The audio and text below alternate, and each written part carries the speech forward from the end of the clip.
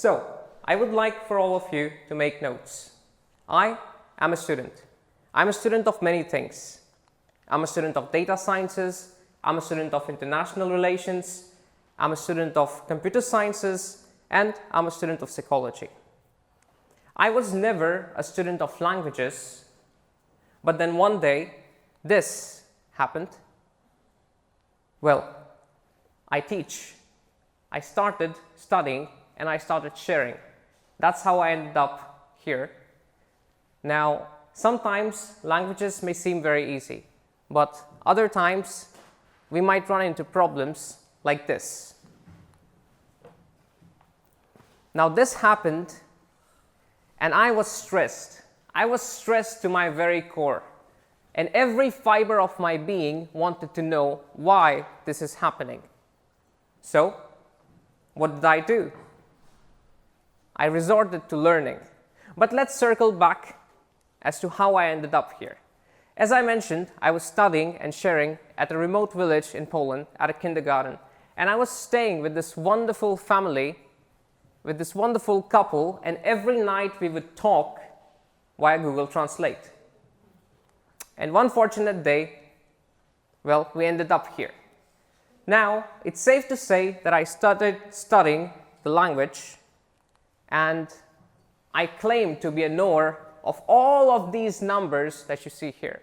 These are numbers in various contexts in Polish. Just the numbers, nothing else. The context changes. And what did I learn? Now I learn to ask for 4 ice creams if I want them. If that wasn't enough, I would like to tell you my email. It's sirstudiesalot@gmail.com. Well, there you go. I'm a student, certainly not a master of anything. So, how to be a student post-COVID-19? Well, to the uninitiated, COVID-19 was a global pandemic that happened in March 2020. Most of us were struck, we had to stay home, and what changed here? The only thing that changed was instead of going outside, we were staying home. We were still doing the same things. We were doing our jobs, we were studying at university, we were going back and forth in the same things. But what changed? We had to stay inside. Here I propose to you the challenge of extrinsic versus intrinsic. So what is the thing that distinguishes these two things? Being outside versus inside. Well, extrinsic is anything that you do when you are compelled by contracts. For example, being in the race to get a high school diploma, being in the race to get a job contract, even a little section on your CV about something you have accomplished in the past future. That is extrinsic. I would like to present to you a student sample, 7,000,000,002. He might be born recently, he might be born tomorrow, and he is going to enjoy his life. Up until the ages of 3, 4, and 5, he will be intrinsically motivated. But wait, does that even exist, this intrinsic motivation? Because all we are used to is this contract-based life. Well, let's see what happens after 5 years of his life. Here, he's enrolled into a kindergarten, and this is the schedule by the kindergarten, what he's going to do every day. Now, a couple of years later, he's enrolled into a primary school, and this is the schedule of what it's going to do. I'm sure you got the drill so far. There are things that he must do on a daily basis, governed by kindergarten, primary school, high school, middle school, college, and finally, if he's successful in obtaining all those results, all those contracts, he's going to get a job at a very generic company. And what does he end up with? Congratulations, you have got 40 hours per week. Well, here's another contract that's going to lead his life up until the very end, up until his late 50s, 60s even. So, what about this intrinsic motivation? How did we actually have it? We had it when we were learning to speak. In the young years of our lives, we learn the most. We learn at a very great speed. We learn how to talk, we learn how to write, and above all, we learn our first language. Well, it's safe to say that we have a certain quality that propels us to do that. Here, I would like to tell you a little bit about COVID and what changed when COVID happened. When COVID happened, we had to resort to a lot of learning at homes. There was an increase in e-learning solutions, and these are projected solutions that happened. For online e-learning, we can see in US billion dollars in 2019, it was 101 billion, and 167 is projected. I would like you to see this growth, which is the most important part here. It should have stopped right now. It should have stopped at the end of the pandemic, but it continues to grow.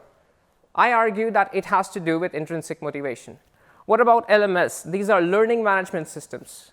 These are your Microsoft Teams, your Zoom, everything you used while you were staying at home, trying to connect to other individuals. Well, they have a twofold growth. Mobile e-learning, the same for rapid e-learning, virtual classroom, and others.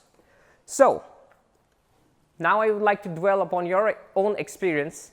How many of you were aware of the existence of Microsoft Teams before March 2020?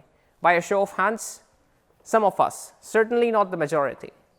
This is what changed, and right now, how many of us are aware of Microsoft Teams? Pretty much everybody. Well, this is the growth that I wanted to show with the statistics. These are the learning management systems. But let's circle back to that. Here's a picture of a projected solution from 1970s about what the future would look like. Well, it looks pretty simple. It looks like there's a microphone, a video camera, a mouse, even a printer on the side. Well, certainly this solution existed 10 years ago, but during COVID, I argue this was the case for most of us. Most of us would have been sitting in front of the computer very much like this. And in this book, at the very next page, there was another interesting concept. Let me introduce you to Mr. Octomputer. Well, this is the idea of the internet as we know it. This is a centrally managed system at the very top. And at the very end of it, there are users. And it was hypothesized that users will sit at its branches and they would learn. They would learn at their own pace. They wouldn't need to go to schools. Traditional learning would be obsolete. Everyone would be learning at their own pace, whatever they wanted. So, is it happening? I argue certainly. If you, during the pandemic, have embarked on courses, be it for marketing, be it for programming, be it for arts, be it for drawing, then you have partaken in this very system hypothesized 50 years ago. Well, what if this system would go crazy? What if this system doesn't want you to learn? What if this system wants you to stay with him? What if he's lonely? Well, in that case, it's going to feed us with a lot of information every minute, random. Now, what might that be like? Here's a sound I would like for you to listen to. Tick, tock, tick, tock, tick, tock. Well, here's my rendition of what he might look like if he becomes the evil Octomputer. Well, certainly a little scary. The users are being fed with information every moment. Certainly not for learning, certainly not for memory. Which Octomputer are you friends with? When it comes to intrinsic motivation, there are two takeaways here. How to find it in yourself. It's buried deep within all of the contracts we have signed. How to look for it? Well, there are two things you can do. The first one is to track your dreams, and the second one is even worse, to write them down. Write, not type, because writing has a pleasure to it. Here's my habit tracker. that I used to write all of my dreams down. Here you can see all the daily things I'm doing. I check them with the dates. Here's the weekly habits, well, things that I actually would like to accomplish.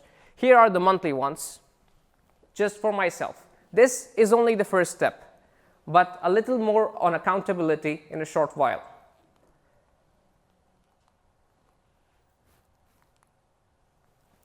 When it comes to extrinsic motivation, it's everything that is dealt with by contracts.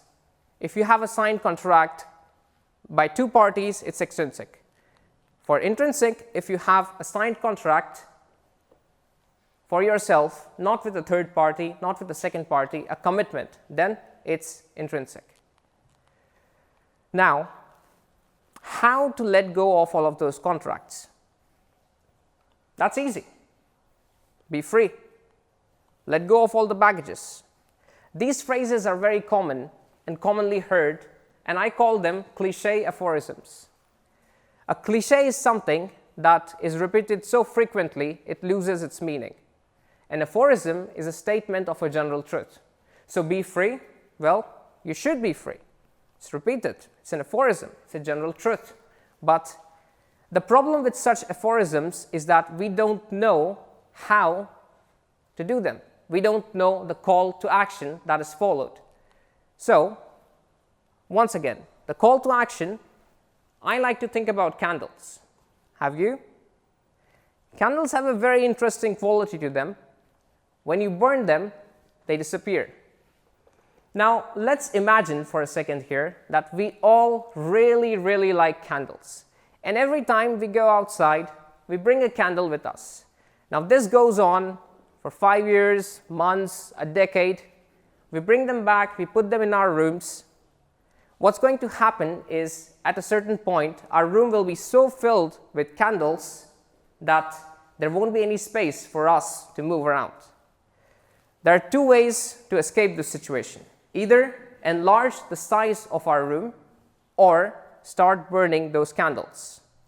The room here represents our mind, and to enlarge it would mean to read more, to study chemistry, physics, many different subjects. Our mind can be enlarged. It can accommodate more candles. The second thing would be to burn some of those candles. Now, the beauty of burning the candles is that once they disappear, they mark a virtual space. How to make them disappear? By talking, by communicating with your loved ones. Share all the candles you have had with you since you were a young child. Share everything, not your dreams, your experiences. Well, now it's simple. Now you know one way to let go, to be free, to burn all of the candles. Now I would like to talk a little bit about the tools for self-accountability. The habit tracker that I mentioned already. You can create it for yourself, mark it every day. This is a personal commitment, and it helps you to remain in control of your life every single day. When it comes to how to manage your time, our mind is equipped to be seeking attention for up to 18 to 25 minutes, which is where the Pomodoro technique helps. Every time you are planning to study for 25 minutes, take a 5 to 10 minute break, followed by another study session for 25 minutes, 5 to 10 minute break, 3 such breaks, followed by a long break, 15 to 20 minutes, going back to the same cycle. Don't forget to eat in the middle. It's very, very crucial. When it comes to the third tool, it is a sample course tracker. Whatever subject you plan to take up, here is a very good distinction. The theory that it covers, you can be the teacher for yourself. You can be the study sharer of yourself. Grab a book, write every theory, the introduction, what you must do, the readings, and so on, so forth. And this is another mechanism to track your daily progress. When it comes to where to find these materials to study, in today's world, there are existing the shadow libraries where you can find 90% of every book that has ever existed. Simply log on, choose the area of interest, grab a book, put it on the course tracker. There you have it, a course for you, for yourself. Mark it on your daily habits, you're good. The most important part is to schedule time every day. Here's my alarm. Well, good morning, contingency, time to learn, think about sleep. Well, it's very crucial to remind yourself to sleep. Many times we forget that we must sleep. And then clean workstation, whatever your call to action is before sleeping. Here's the QR code that you can scan to access all of the resources. I would like to go back to our statistics. The reason it is important to think about intrinsic motivation is because we all embarked on it very, very recently. During COVID, we are the reason why this growth will keep happening. We are the reason who will embark on new courses via e-learning channels for ourselves, via shadow libraries, and make this grow. And that is why it's very, very crucial to remind ourselves how intrinsically motivated we can be. This is the key takeaway I would like for you from COVID. And finally, which Octomputer are you friends with? Evil one or the learning management systems? Now, I have presented 3 ideas here. If you were able to make notes, then you have some data points. If you were able to put them into sections, you have information. If you were able to connect all those sections, you have accumulated knowledge, and followed by instinct between 2 various points during the talk. If you can see all the connections, how they are together, then you have got wisdom. Note making is the key takeaway for learning for every student. And finally, tick, tock, tick, tock, tick, tock. Thank you. All right.